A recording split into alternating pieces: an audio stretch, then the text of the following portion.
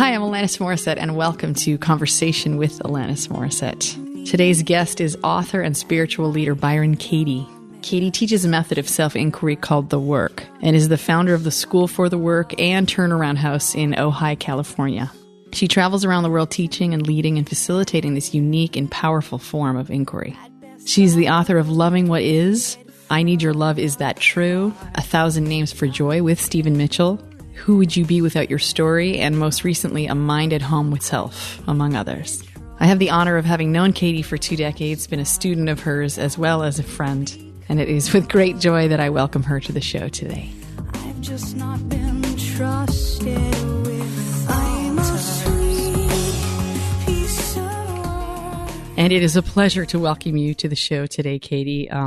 I have been a fan of yours and resonated with your teachings and with your suchness for over 20 years. And it is an honor to have you speaking with me today. Welcome. Oh, thank you so much. It's so much fun to talk again and to spend a little time together again, and opportunity to share our way with people and our many different ways. And I loved the first time I met you, Alanis. It was the most touching. I was so touched. I've taken it with me all these years. Yeah, I've met you in different contexts now, and just I have the honor of really considering you archetypally to be a teacher and a friend, and if I dare have the audacity enough to say colleague, and just absolutely mission sharer in our delicious, unique forms, and I always bow down to you, and you're a light to the world. So thank you so much for being here. my no pressure, but you're a light to the world. So I just want to dive in. I am to my world, but that's a limited world. It's everything. Oh, so it's only everything. Yeah. So basically, some people I will be introducing the work to. Many people listening will be very well versed in the work and doing, already doing it and off to the races themselves. But for those who are new to it in this moment, I just want to introduce the work that you created and that has come through you, and the 4 questions, and there are actually more questions that even deepen it further from my direct experience with your work. Would you like me to go for it, or would you like to share it, the 4 questions, and extrapolate a tiny bit, or I can go for it, whatever you prefer? I'm happy to, and then we can hear your version, because you have experience in getting still in these questions as well. But yes, the work itself is a way to identify the thoughts, judgments, and assumptions that we're thinking that cause the suffering we experience. And the first question is, we identify a concept such as, let's say I'm walking down the street and someone looks at me and gives me the look. And I have no idea if that person even sees me. We can walk down the street and look at things. We don't see them. Our minds are so busy. But I get that glance and I have the thought, he doesn't like me. And so, or I've done something wrong, but let's just say he doesn't like me. And so the first question is it true? The second question, can I absolutely know that it's true? He doesn't like me. And the third question is to notice immediately how I reacted when I believed the thought. The emotions it brings up, and the proof the ego presents through images of past and future, and then the emotions that come with that. And the other thoughts that may likely be false too. So he doesn't like me.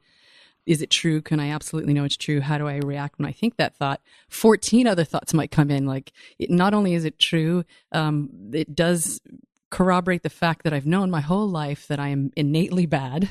Yes, and that's the ego's fuel to the fire. It's what it needs to desperately hold identification. I am the one that's unlikable. Yes, and everything that you said. And then, so this identification, I mean, let's get to the fourth question, because it's so important. The fourth question is, who or what would I be in that same situation, walking down the street, looking at that man? Who or what would I be without the thought, he doesn't like me, he doesn't care about me? And then I just experience that, and it allows me to see him clearly again. And then I can see clearly that the cause of my suffering wasn't him, or the look on his face even. It's what I was thinking and believing Yes. about him that was the cause of my suffering. So now I have the ability to be 100% responsible for my suffering, my emotions, everything. I see clearly that I'm the one I've been looking for to solve my problems. Yes. And so if with number 4, who would I be without that thought? And I'll use your example you just used.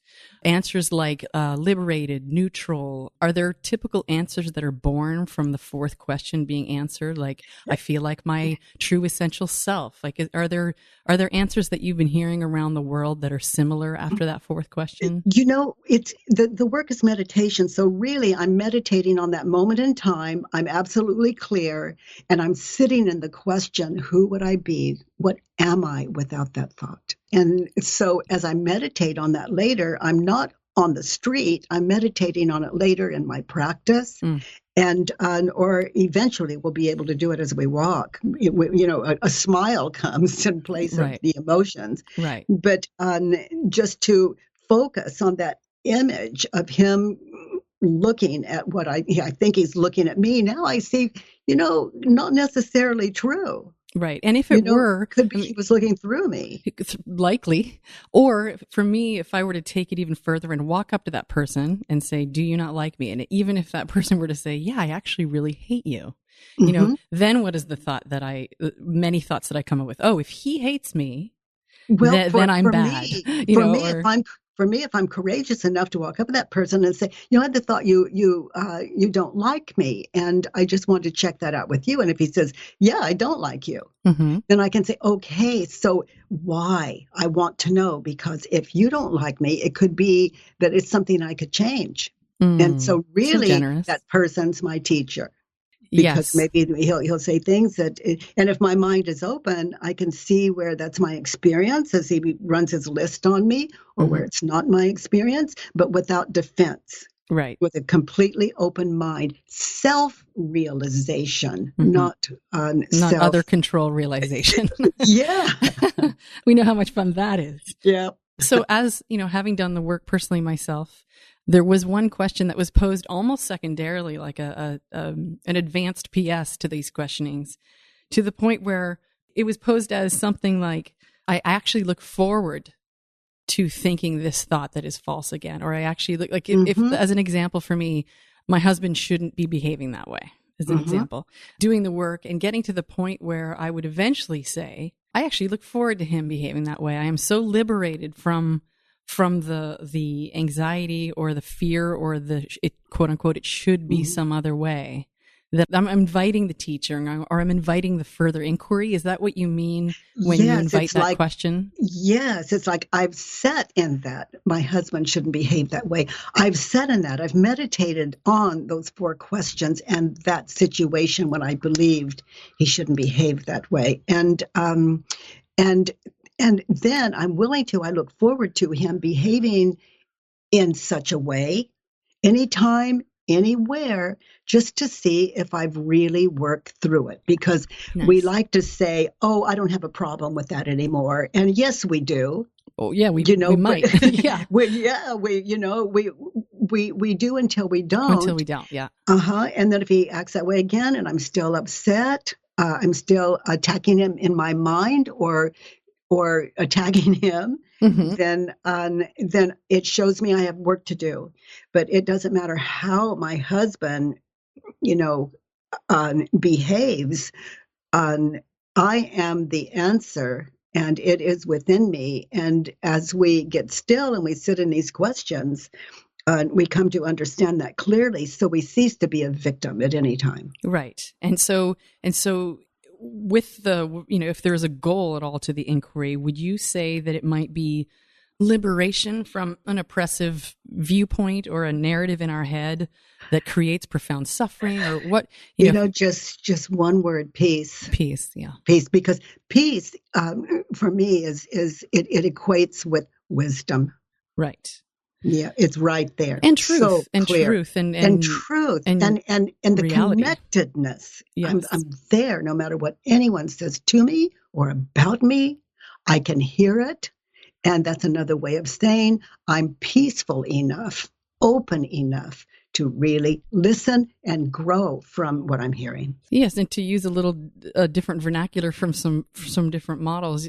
In some sense, would it be trigger free in a sense, like more resilience, more capacity to stand across from someone and hear what their perception or projection about me is? Is that part of the goal? You just described connectedness, being connected, and yes, it is. I loved your term, trigger free. That's a fearless state of mind. That's someone living a fearless life. It's pure presence too, and I see pure present. Another outcome of doing the work for me is the capacity to be fully present without being mired in my guardedness or my reptilian fight, flight, freeze response to someone. Mm-hmm. And even the thought, I shouldn't be reptilian fight, flight, freeze. Like part of me with having any anxiety or any PTSD or anything that comes along with walking around being afraid of the thoughts in my own head, Yes, it's at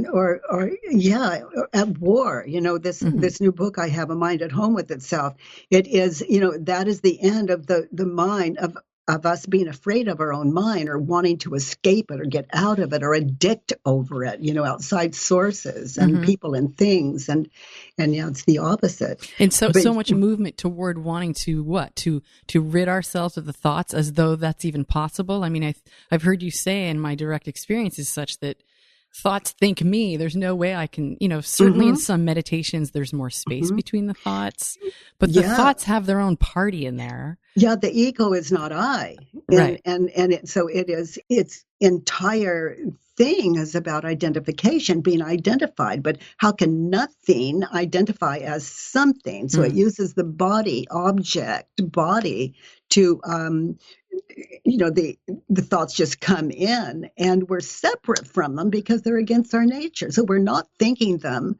We could say they're thinking us. So it's up to me to see what's true and what's not, and to so that I am clear enough to live out of wisdom. And this disidentification or this space that's created between the thought and our isness, perceiving the thought or the awareness or consciousness that is watching the thought, or all the beautiful ways to describe this space between that which we could identify with and that which we are, that is not subject to the violence of the thoughts. Creating space, different ways to do it, but it sounds like inquiry is just an incredible way to instantly create space between the thought and our true self. It is, and I see the ego as like a lost child, and I see it as trying desperately to identify as something. And so, love is the power. So I don't fight my ego, I question it. And eventually it felt comfortable in that. And, it's always been looking for a home. And when the mind is at home in itself, that's home. And so the ego takes this, it just offers itself up for questioning, because it doesn't run from us. And if the ego is doing its lovely job, what might that look like? Like for me, I think when my ego is doing its job, it's helping me pick out, and correct me if you hear something that doesn't resonate in a way I hope you already know. For me, I sense my ego doing its thing when I pick a red T-shirt, or when someone says, "What's your name?" and I say, "I'm Alanis Morissette." It's almost like the ego can help me dance in this social dualistic, sometimes delusional, sometimes, pleasurable and enjoyable egoic dreamscape, so it's like the ego does a really fun, helpful job in ways. Once it's understood, right. It's like the man says, well, yes, it's true, I don't like you. And then the trigger's gone there. So I actually am happy that he would be so kind as to do that. And so the next time I have the thought, and I put it on anyone at any time, he or she doesn't like me, then I am just at home with it. I'm excited about it. So it feels, Alanis, like rather than, oh, he doesn't like me, it feels like, oh, he doesn't like me. It's informational, It is. And it's my husband shouldn't behave that way. It's like, oh, my husband shouldn't behave that way. In other words, everything begins to end in a question mark. My husband shouldn't behave that way, Mm-hmm. rather than my husband shouldn't behave that way. It's night and day. Nice. I love the question mark and the turnaround, which is something that we haven't gotten to yet, which I think is such a powerful part of this inquiry and process, if I can call it that, is taking the original question after the 4 questions and turning it around. And there's several turnarounds. Yeah. We find opposites to the original, like my husband shouldn't behave that way. So we look for opposites, direct opposites for that. And we try them on, like we're just trying on, we're in the shoe store, we're trying on a new pair of boots or shoes, and we want them to be able to fit. And so we try those turnarounds on just to see how they fit and to see if they'll grow us, if they make sense, if they enlighten us in any way. And followed by the 4 questions, we have seen a lot. So the mind is open to these turnarounds, and there's more meaning. They're more meaningful at that point. So the turnaround, as an example, using the examples that we've already used right now. This man doesn't like me. I don't like my thoughts. My thoughts don't like me. I don't like this man. I don't like myself. You know, there's several of them that can emerge just based on one thought that may or may not be accurate at all. Yes, and to meditate on each one, just to try it on. You know, all these questions and turnarounds, they really are to sit quietly with. So he doesn't like me. Turned around, he does like me. He adores me. Yeah. And that bothers him. And that could be just shocking. You know, he does like me. So I'm going to have to sit in that. It's almost like a koan. He does like me. And then to just and that's when, Alanis, I may walk up to him and say, you had the thought you don't like me. And so I'm really testing that turnaround. And then that other turnaround that you named, I don't like him. Right. Oh yeah. And so that stings, you know, that because and also it levels after the sting. It's like we're equal now. Right.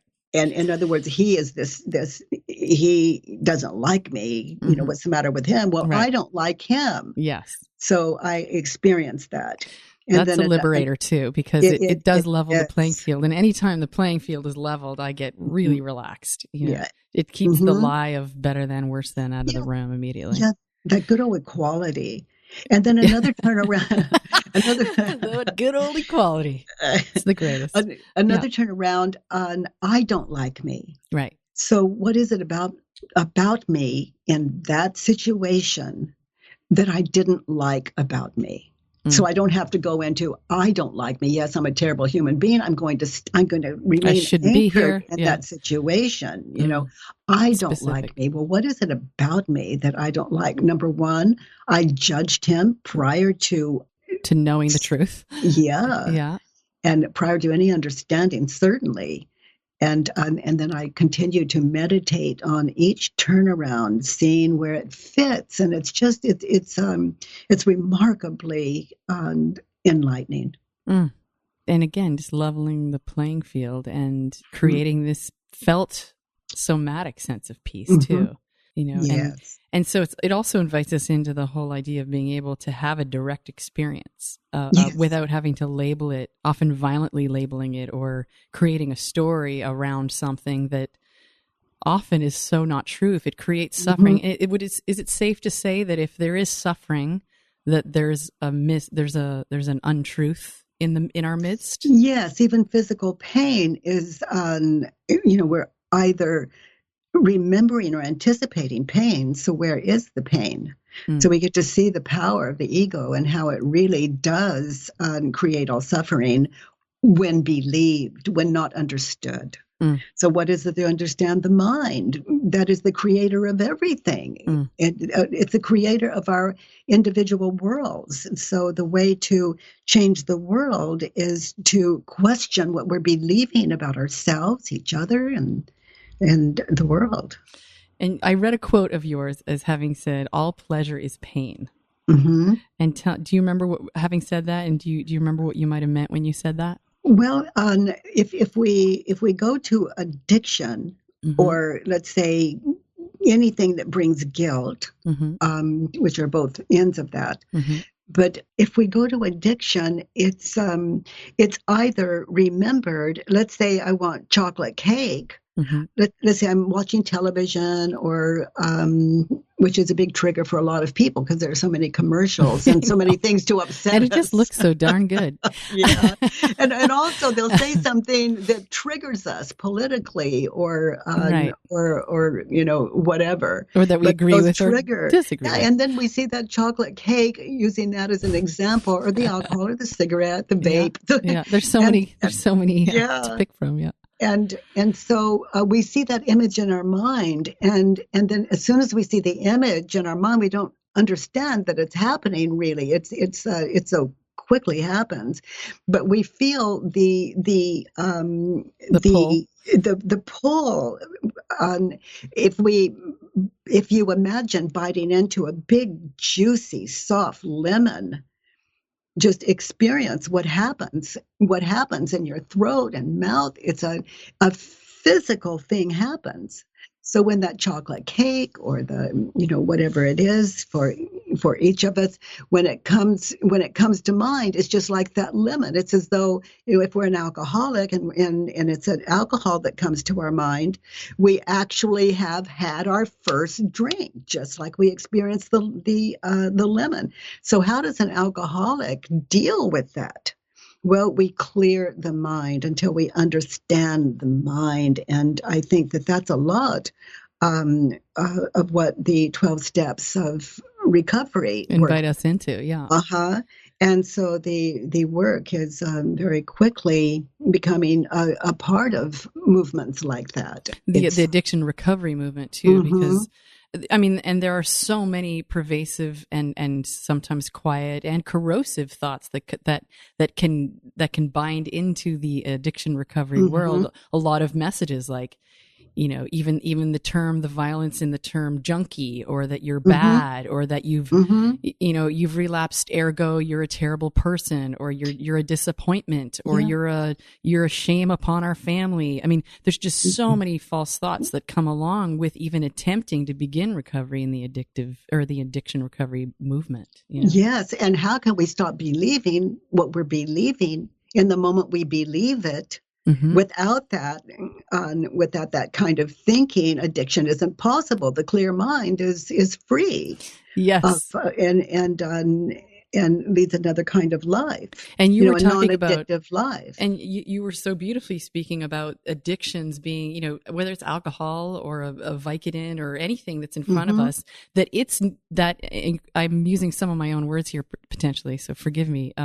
But the idea that they're doing their job, they're neutral. You drink this and it does this to your brain. It does this to your body. It does this to your liver. It's predictable. It's neutral. Cause and effect. Cause and effect, and so what turns it into the fraught experience that it can be, or the guilt-riddled or the shame-filled experience that it can be, is directly linked to thoughts, because the actual physical, tangible pill or alcohol or food or person or whatever the process is a neutral entity at worst, and something doing its job at best. And that, again, in the addiction recovery world, that it might behoove us to look at the thoughts that surround all of what we're doing and come at it from different angles. I love the addiction recovery movement right now being so much more holistic, including neurobiology and this profound thought inquiry that you're offering around the addiction recovery movement is so exciting. And the somatic sensation,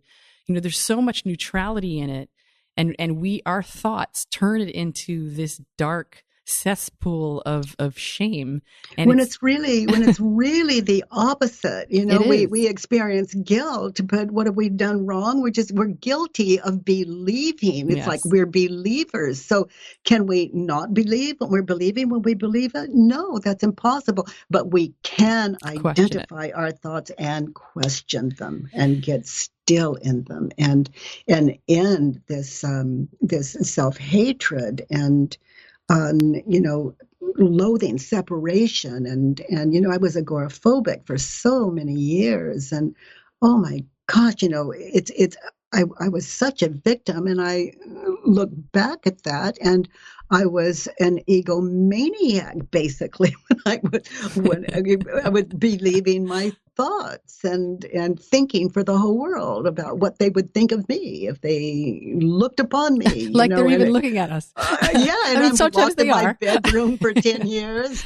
Yeah. Well, God bless you. And for me, one of the biggest ones around agoraphobia or otherwise, is the around regulation and nervous system. That somehow, one of the thoughts of mine that is recurring is I can't physically handle this, and again and again and again, it's just not true. Newsflash, I'm still here, and I clearly I have been able to handle it. I've come onto the other side of these circumstances again and again, yes. Whether I quote unquote regulated well or not, whether I soothed myself well or not, I'm still physically sitting here. And then we can go down the beautiful soulful rabbit hole of, the whole idea of even our lifetimes on a very spiritual inquiry level of, I'm supposed to live till I'm 122. Is that true? I'm supposed to live. And I want to live to 122. Is that true? Bless that. Of course, you always take it to the next level. I love it. And so the question too of, for me, a big one is I'm supposed to feel peaceful my whole life. And if I don't feel peaceful, there's something wrong with me. So we got I'm supposed to feel peaceful. There's something wrong with me. And when I don't question that thought, I'm walking around bound. Physically bound. My mind is in control. My thoughts are in control, rather. Yeah. And for me, it's like I'm supposed to be peaceful. Right. Is it true? Right. Can I absolutely know that it's true? I'm supposed to feel peaceful right now. Yes. And how do I react when I believe the thought I'm supposed to be peaceful right now? And I take time up for these questions and what does that look like? Meditate on them. Meditation for you? Oh, absolutely. It's I'm supposed to feel peaceful. Mm. And let's say I'm stressed out and I'm sitting in with my eyes closed. Is it true? I'm supposed to feel peaceful right now. Mm. And I'm just going to see what's shown to me. My answer is apparently not. Yeah. And so that's where I would go with it too. And how do I react when I believe the thought? Now I'm going to meditate on what happens when I believe the thought I'm supposed to be peaceful. So I'm sitting there and I see how it becomes exaggerated. Mm. Where I was stressed, I become a little more stressed when I believe it. Mm. So I'm learning a lot about believing just in that. Mm. And the effect of non-resistance, creating a physical, somatic restfulness, even in the face of anxiety, based on other false thoughts that maybe haven't been inquired into yet. Yeah, and then I meditate on, with my eyes closed, who would I be right now with this in this non-peaceful state without the thought I'm supposed to feel peaceful. So now my feelings can live and I cannot separate from them. I can feel it, experience it. And the fear goes away. It ceases to be wrong or bad because I have lost my fear around the emotions. And that's the pain or the natural sort of human momentum of grief and sadness and joy and all of these feelings. Yes. Is it such that fear and anxiety and depression, are these all forms of resistance made manifest? They're all false, or they wouldn't bring stress. Got it. So any stressful sensation in one's body can be followed back to a false thought? I would go back to what was I thinking and believing, or what am I thinking and believing. So who would I be? Let's see, if I turn it around, I'm supposed to feel peaceful right now. Turn around, I'm not supposed to feel peaceful right now. And I'm going to meditate on that. Why not? Well, I'm going to learn a lot when I get still enough to be shown the answer to that. Mm. And so I'm always waiting for, I call it the work, but it's really no work. The only work is to identify the thoughts that are screaming at you. So that doesn't take a lot. Right. But it is a practice. And, and as you know, I have what I call a judge your neighbor worksheet to support people to fill in their thoughts. And it's always free at thework.com. No newsletter to sign up for. It's just, it belongs to everyone. And the directions on how to fill that out, everything at no charge. And if I have anything important, it's free there. And so people who I can't identify, why am I upset? So there's guidance there, and a worksheet to collect your thoughts, and then clear direction on how to question what you and I are speaking to now, and to become an effective meditator on as well. And those of you listening to Alanis and I right now, those of you that are meditators, these questions are beautiful to take into that silence as well, because these thoughts are the things we want to clear away when we're meditating. But if they're welcome, it's like everything welcome here. That roomy guest house. Yes, the guest house poem. So so the invitation ultimately is a gentle, or maybe sometimes surprising even disidentification with these thoughts that can turn into narratives and full-blown cultural stories macrocosmically. And and living in Hollywood and certainly the planet at this point, we're so besotted with story. And I have a lot of ambivalence around story. I'm writing a book right now, and one of my biggest challenges is that I don't give a shit about the story, and I'm constantly being invited into, tell the story. It's so elucidating. It's exciting. It's a teaching story. It's hilarious or it's horrifying, and that's entertainment for people. And I, you of all people, I just want to dive into the idea of, or the inquiry around, what is it about the story that is so alluring? Does it give people a sense of peace to identify? Like, why does the ego want to identify to begin with? I think that they do identify, they relate to it, and somehow it's helpful to them. And in what way? I mean, and I'm asking myself too. Maybe I misunderstood your question, but people ask you. I think when we first started talking, you said something like, people ask you, who are you? And you say Alanis Morissette. Well, if that's not personal, and your and inquiry, let's say, is it true? Is open in you, and you say Alanis Morissette, you're really sitting in, is it true? And it's just not personal, right? I'm not attached to that egoic answer. Yes, right? Yes, it's that's not I. And then it is just ephemeral, like it is just information or a story of, this happened to me in 1987, and this is what I made it mean, and there's the story. And those are the story I tell over and over and over about the experience I had on the floor with the cockroach. I can't count the number of times, but people relate to it. We've all been on the floor one time or another. I don't know what you're talking about. I'm on the floor right now. And so, and if it's helpful, service is service, and the service of giving everything is giving everything. And the things that I wouldn't want to tell if I've done my work, then I can tell them out of a humbleness, or eventually that turns to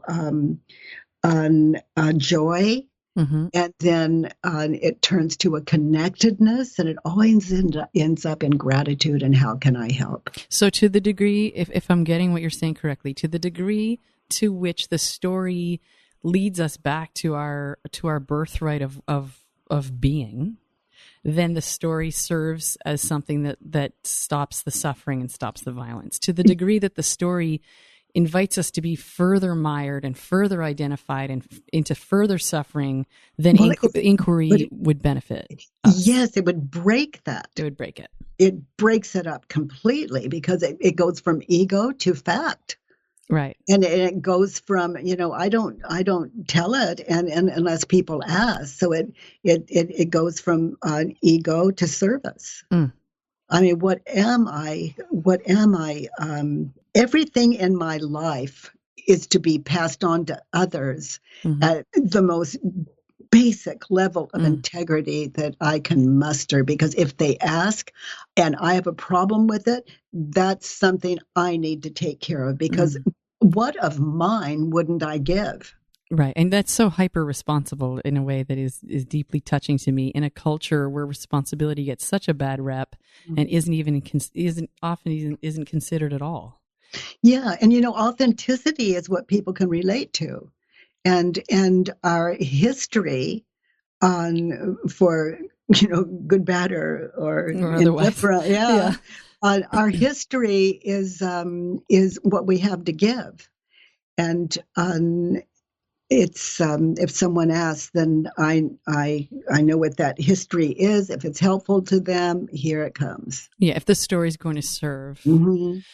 If they ask. Yes, if they ask. Yeah. And the story is a tool. Basically you're giving me permission to keep telling stories because, of course there's a part of me that enjoys them, but I was wondering if it was entering into a danger zone to continue telling these stories. And that's a good one. But if you look at, I see the woman, I see me is the first place. I see me in my bedroom, agoraphobic, unable to leave. Now, that is me of the past. Now, when I was talking about that, I, and probably you and probably your listeners, see me in the bedroom. People who have never met me listening to me see me in the bedroom, just so miserable. And so the question is that me? It's a projection of our perception in our minds, in our mind brain of you. Nothing of me. There's nothing personal about it. Right. So I'm speaking as I'm witnessing the image of what I used to call me in locked in my bedroom in every way. And so I can tell it because I'm speaking out of images. Right. Nothing could be less personal. Yes, it's been really helpful. Done our work. So beautiful and so helpful, Yes. particularly around grief too, because when we perceive that someone's gone, especially if it's someone we didn't physically see in front of our, these are all projections. Is it safe to say that beholding anything is a projection of a kind? I mean, I remember doing. Well, it is, but until it's worked through, it's going to remain personal. That's I. But I have to look at me in the past in that way. That's myself. Right. If I look at me in the future, like I'm planning dinner tonight, that is I see me in the kitchen preparing dinner for me and my husband. Well, that's myself. Okay, now I'm sitting here talking to you. That's myself. Well, that's a little scattered. Who am I? Who am I? Not that, not that. And then if you heard me say not that, that self is also gone. So as we continue to question these identities, as we see ourselves as, all identity begins to fall away. And it's, so there's no one to protect. There's no one to even attack be or self-conscious enough that it would stop the service of our true nature at any point. And it's clear, what you're inviting us to do in this specific part of our conversation here is when you see the projection as it's so hyper responsible, and it's just relaxing to even hear you speak in these terms, because in a culture, it's my projection, but in a culture that it has so many personality disorders at this point, to the point where empathy and, projection is deemed as the only reality. And it's all personal, and it's all us projecting aspects of ourselves onto other people that we can't be with ourselves. And, it's shadow Jungian work. It's believing the images in our mind, and we have a somatic felt sense of imagining that person or that lemon or that dinner being made or whatever it is. And so, to see that me, that self in the bedroom, agoraphobic, I see her, I can identify if I find that just a horror and I'm too ashamed to share it, then I can identify what I was thinking and believing as that woman in the bedroom. And I can put her thoughts, my thoughts at that time on a judge and neighbor worksheet. And I can question them until I love that self. Would you be willing to walk through one with me, just so that I can share this with people? I mean, I'm happy to do it myself. I have 6 trillion false thoughts swimming around in my head at all times. So one of the big ones is definitely around, being on the receiving end of assessments or judgments, being in the public eye. There's a lot of eyeballs. I'm an empath, highly sensitive temperament trait, fill in the blank, all of it, pros and cons for me. And thank goodness for all of us who love what you have to say, and musically and every other way. It's, oh my goodness. So that it's all a gift. Now we're going to continue. Yep. Keep going. So the thought is, I'll probably start crying while we do this, but I can't handle the energy of so many millions of people, or tens of people, or thousands of people assessing or projecting. It's a lot to hold as a celebrity.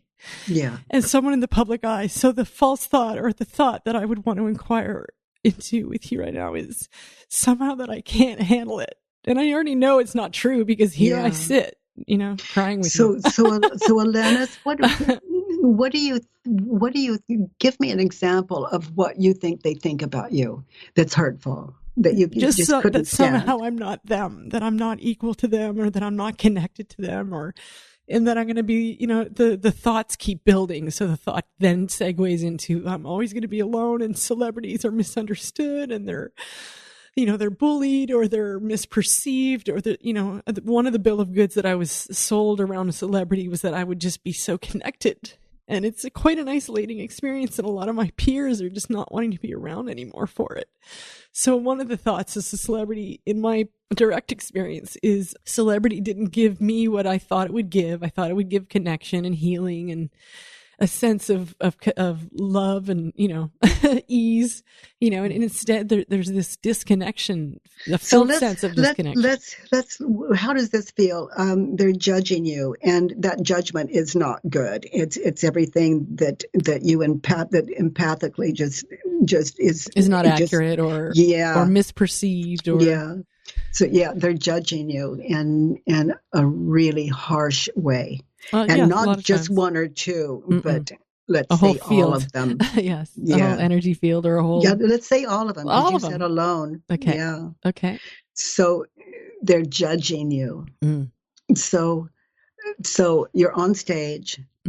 Or walking down the street. It's usually off stage. Yeah. So you're walking down the street, and someone has recognized you, and they're judging you. Yeah, and can I add a little? Yes, please do, because it's really important to the audience as well that we get really close to this. Yeah, so it's not so much that I'm being judged, that as an empath that feels already uncomfortable. It's that there's a misperception of who I am, and I feel it coming at me so consistently. Okay, so they don't get who you are. Is that one workable? That one feels right. Yeah. All right. They don't get who you are, and they've recognized you. Yeah, or that they believe, so one of the false thoughts that I see so much around the planet is that this immediate assessment of there's no such thing as equality. So the sense of when they meet me, they quickly go to, am I better than Alanis Morissette, or am I worse than Alanis Morissette? And that this third option of there is no better or worse than, we're just sitting across from each other. So they don't get who you really are. Right. You're equal, and they don't get who you really are. Yeah, that is a big one. Okay. Being so empathic is a gift, because you just are so in it. They don't get who you really are. Or they don't get who we really are. Okay. So like them or me. Yeah. So let's stay with you. Okay, they don't get who you. Okay, let's go where you went. You're with 8 others, highly recognizable, and people have recognized you, and they're doing everything from awe to scowling. In this particular inquiry, let's go with the scowling part. Okay. or the posturing or the... Yeah, they're looking at you, they're sizing you up, they're tearing you to shreds in their mind. There you go. Okay. So they don't get who you really are. Mm-hmm. Is it true? Now, those of you that are following Alanis and I in this, just be there in that situation. You're walking down the street. They don't get who you really are. So see that image of them looking that way at you, sizing you up, and you're falling short. They don't get who you really are. So witness them. Really look at them. Is it true? Can you really know that it's true that they don't get who you really are? No, because I'm not in their head. Yeah, and also look at their faces. Look at them, look at you. Well, a lot of times they won't look at me. That's part of the Okay, look at challenge. them, look at them, look not away look at from me. you. Right. Look at you can see all of this whole package when you sit in. Is it true? Mm. We're witnessing that point in time, that moment in time. Yeah, there's no way for me to know that that's true. Although Good. I sure make up a whole story about it. Yeah, but we're right here, right now, witnessing that you witnessed. Okay, now experience. See you walking down the street, and that's going on. That's the situation. Mm. They're turning away, or they're this or that. Okay. Or my story would extrapolate to, they don't want to connect with me because something they think I represent is triggering some pain in them, and I'm now associated with pain for them, which is hard. Yeah, all of that. All of that. Yeah. All of that. Yeah. Notice how you react. Be there now in that situation and notice how you react, what happens emotionally and what happens emotionally when you believe that thought onto them, that they don't get who you really are. Yeah, I get instantly depressed. Okay. Now, Alanis, look, when you think the thought in that situation, they don't get who you really are. Notice the images of past. What do you see? When you think the thought, you're there, they're looking at you or they're turning away from you, the whole thing. What images of the past do you see when you think the thought, they don't get who you really are? I mean, for me, I go all the way back to my childhood, certainly.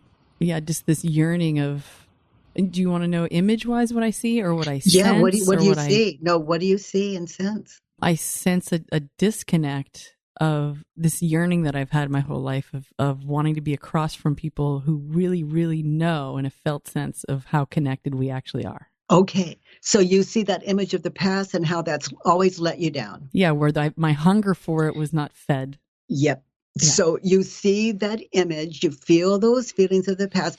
Now you see when in the situation very quickly, you see in your mind's eye the future. Right. You see images of a future. And what are those images? That this will never change, that no one will ever really know how equal we are, that the stories are so mired into culture that I'm going to be lonely for the rest of my life and die lonely. So when you think the thought, they don't get who you really are, celebrities who you really are, you personally see those images of past, future. And as you would, the expression life is a dream. Well, that past, future you just described, that's the dream. Yes. And as you witness that is the cause of your emotions, Alanis. Yes. Yeah, those thoughts are depressing. Is the cause. And those images are depressing. Yes, past, future. That's why people want to be in the now. They see those images and they don't even know why they're so uncomfortable. Right. It's just, but that's, life is a dream. Well, you're witnessing not life. That's imagination. That's the ego at work. So now, look at them, look at you. They're doing what they do. And you have the thought, they don't get who we really are. Those images, past, future happen. Now, who would you be? Look at them. Look at them. Witness it. Who would you be without the thought, they don't get who you really are? Those images couldn't be there. Now look at them. I would feel compelled to just feel into my equality with them and bliss around in that, to be honest. Exactly, to be honest. Now, they don't get who you really are. Turn it around. I don't get who We really are. Right. I don't get who they really are. You don't get who they really are. Right. You don't get they really are. I'm not allowing myself to experience the truth of, or my personal truth. You're asking them to do what you are not doing. Nice, beautiful. Oh my gosh. You cannot go at them until you're able to get it yourself, and you're getting it. You don't get who we really are. Mm-mm. Not in that moment. I don't. Well, how could you with these images of past, future? This past where it's just hopeless, and this future where it's never going to end. Humanity is never going to get it. Yeah, that's really what the bigger painful thought is. But still, if you look at it, that's where it shows up. It shows up in interactions every day. And so they don't get who we really are. Mm-hmm. Can you find another opposite? They do get that we're equal and that we're connected. Okay, so in that situation, you see them, they're turning away, or they're looking at you, they're sizing you up. I don't get who they really are. Mm-hmm. Give me examples as you witness those people in your mind that don't get who you really are in that situation. Well, I'm underestimating the fact that while they may be in a story of disconnection or not, that they also might exactly feel connected in that moment. I have no idea. Yeah, and it's completely arrogant to think they don't. Right. So another example, they do get who we really are. Right, they do get who we really are. I have one. Would you like to hear it? Of course. we put thoughts on you like, they're tired of being stared at, or they would be bothered if I said hello, or I really just don't want to bother them. Right. Or I've heard that one a lot. Yeah. But you can see those people in your mind's eye. Mm. There are all kinds of reasons that they would turn and not look at you. Mm-hmm. We don't know what they're thinking. And yeah, it could be. We're assuming. Right. Or it could be, this is just all imagination on my part. It could be a shame spiral based on them thinking that I think something that I don't think. Which is what you were doing. Exactly.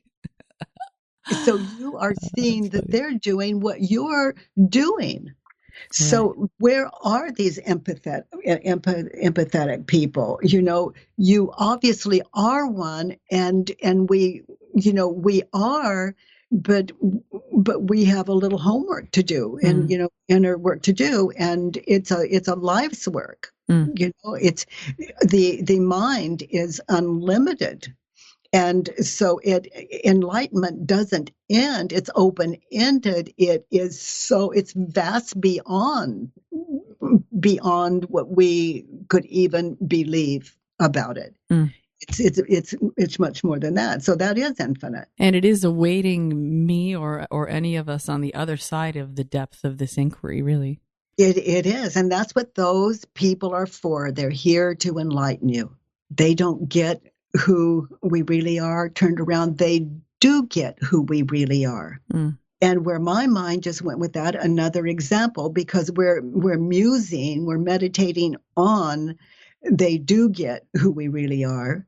They think that we're separate. They think we're separate. They think we're separate. Yeah. In that moment, I'm thinking we're separate. I'm the one separating us. Right, nice. I don't know what they're thinking. Right. So they do get who we really are. They're thinking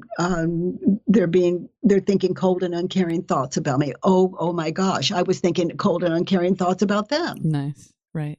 They do get who we really are. They, we just meditate on what arises, what's shown to us, and what we see wakes us up to who and what we really are. Now, I think that people see me as fat, thin, tall, short, too white. Did you say too white or too wide? Too white. Okay, white. too white. Okay. I have this white hair. Yes, too white is funny. It just goes into all kinds of prejudice as well. Too white, Skin color, too all prejudice is another way of saying it. Yep. Too political, not political enough. Mm-hmm. No, Every I mean thought that's I've ever thought, it's not personal, and they arise. So these people that don't get who I really am, let's say if they see me as cold and uncaring, mm-hmm. in that moment, how cold and uncaring am I? And if they see me as cold and uncaring, if I imagine that they're thinking that onto me, then where am I cold and uncaring? Mm-hmm. Because they could be right. Yeah, I mean, for me, there is having dived into shadow work so much of my life, there are places I can find whatever I'm projecting onto someone else. I can find it in myself. And with this work, it's so beautiful to have the ability to sit in it that way, because it shows us. So they don't get who we really are. Is it true? I've come out with, in so many ways, no. What's truer is I don't get who they really are. And would this apply to another story of a more macro, and this may take too much time for the inquiry around it, but the idea of looking at violence and guns and politics and leaders and all of it. I mean, absolutely. It keeps me up at night. The culture of how this planet is looking in terms of divisiveness and a sense of separateness and a sense. Oh yeah. And I mean, I just do the inquiry off into like colonies. Yeah. Yeah, it's a really odd thing that's going on, but I feel like I'm a member of all of them. And that was what I was asking. So that you relate to every aspect, the aspect of, feeling money will give a sense of connection and putting money above humans and all of these qualities that we could describe, a long list of what we see in the world that keeps us up at night, or that sends us to marches, or that asks us to show up and teach and lead and inquire publicly and be vulnerable. I mean, that every single one of these beliefs and every single one of these thoughts can be inquired into. Absolutely. I'm also very curious about how, we were talking a moment ago, or you were sharing about the idea of the story and the images from the past. Mm-hmm. Jump into the future. And so this is an invitation to get out of the time-bound jumpings back and forth from what happened in the past is sure to happen in the future, and then I'm in prison, right? So as we are liberated from our own egos, or as we're liberated from this time-bound experience, I mean, this work just really seems to be an invitation into full searing presence. Oh, absolutely. And awareness itself. Absolutely. Absolutely. It's the answer to who am I? The answer to who am I is when you see who and what you're not. And every time you see that, you're left in who am I? I've spent so much of my life chasing the wordfulness around something that is unnameable, really. It's just such a fun, puppy chasing its tail, really. In trying to find and a worthy quest at the same time. Why? Because it might support people, or we learn a lot along the way. Right. Yeah. We just keep coming back to the liberated I that is not subject to dualism and consciousness. I mean, there's so many words that I play with, like paint, almost to describe it. We can know who we're not.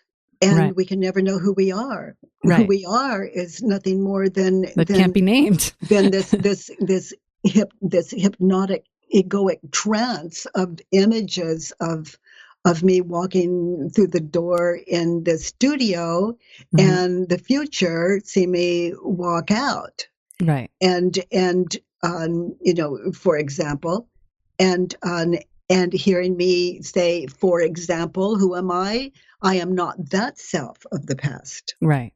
To become everything from immediate to, there's nothing even in real time. Right. And so, who am I? Not that. So I'm living in the answer. And you're living as the animating force that, I've heard you say on several occasions. How do I know that it's time to get up? Because I just got up. Mm-hmm. How do I know that relationship was supposed to end? Because it ended. Mm-hmm. How did I know I'm supposed to do I wasn't supposed, how do I, for me, there's a couple things that I've regretted recently. And how do I know that was actually supposed to happen? Because it happened. It happened. And if I have a problem with it, it's up to me to work through it. But first I have to know the reality, and there is nothing that happens in this world of imagination I would say, but there's nothing that happens in this world that isn't for us. Right. And that's so just the nature of it. And this by nature. So beautiful. And as this becomes more habitual, if it in fact can for so many of us, does this inquiry get easier, faster, more habitual? Oh my gosh. Like ain't no thing kind of the street corner moment? The question, is it true? Someone that sits in inquiry, sits in the work and takes, is it true into it, is eventually everything you think will end in a question mark, just habitually. So that is the don't know mind, awake to awake. Right. It's open. It's the wake. I mean, this is all kind of cycling around the last thing we were just talking about with who am I? Most soulful question of all time. It's funny because the ego asks that, and trying to find the answer of I am consciousness, I am awareness itself, I am the animating force, source of light.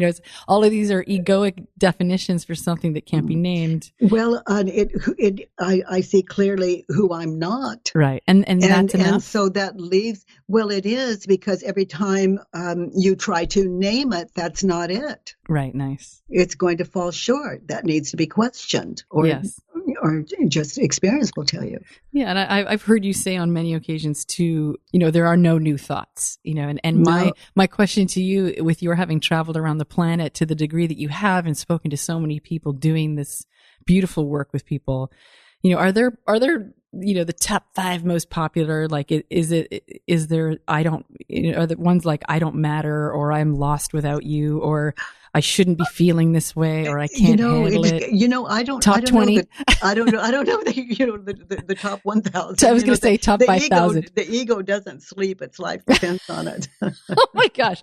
So you're saying that while there's no new thoughts, there's like the top 10,000 thoughts that we often all think. I can't do it.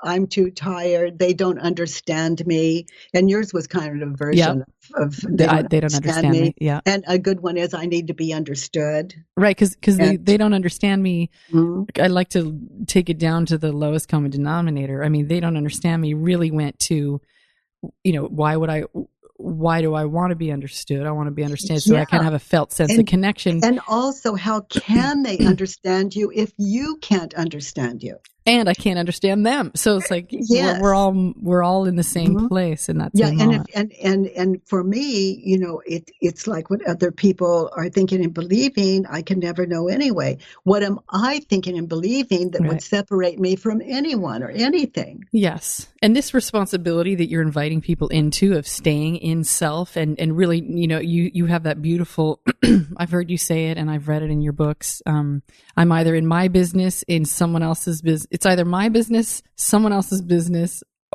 or God's business, And so, I when I suffer, I do notice that I spend an inordinate amount of time not in my own business. Yeah, we're reading other people's mail, and it's really not their mail. It's just our written, our projection. Yeah. Yes. Yeah. So anytime, and I think that's valuable. It's just kind of a thing that is helpful to people. Only 3 kinds of business: mine, yours, and God's. So when I am mentally in say your business, for example, Alanis, then you're over there with you. I'm over there with you. There's no one here for me. Right. And so we wonder why we're lonely. There's no one here for me. Right. That's nice. why I'm lonely. And of course, eventually that's just not the case. You are in me. And what I mean by that is that who you and your listeners believe me to be is all I can ever be, which goes back to they don't get who I really am, but who people believe me to be is all I can ever, ever, ever, ever be. Now, I belong to them. Yeah. I live in them. In their thoughts. Yes. In their perceptions or projections. Images. Their images of you. And who I believe you to be is all you can ever be of me. You can't be more. You can't be less. You are mine. I own you. You live in me. If I don't love you, it's not going to be comfortable. If I'm not completely at home with you, then I'm uncomfortable. Yeah, your discomfort around your image of me. So what I think and believe about people is my responsibility. And if I'm not 100% connected, then I have to look to myself. It can never get better than that.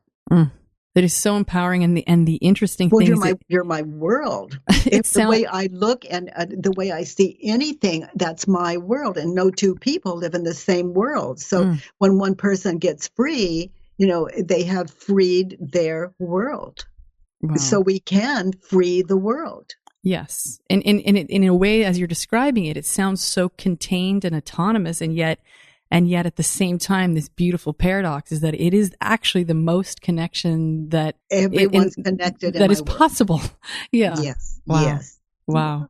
Well, God bless you. Thank you for your time and doing the deep dive with me. Love it. I adore you. And you, honey. And I'm just so glad you're in the world. You are one brave. You're just. You're so consistent, Alanis. You are outrageous. Oh, you're so sweet to me. I love you. I love you too, honey. Yeah, I love you so much. And that Thank empathetic you, as painful as it can be, it has certainly served us. I'm so happy about that. The pros are hopefully the public ones, and the cons are really up to me to work through on paper, apparently. Yeah. Just remember, copious amounts of therapy. Any con is a pro. Every con is a pro, and vice versa.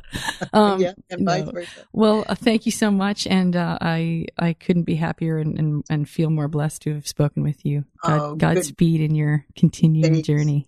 Thank you, and good to catch up.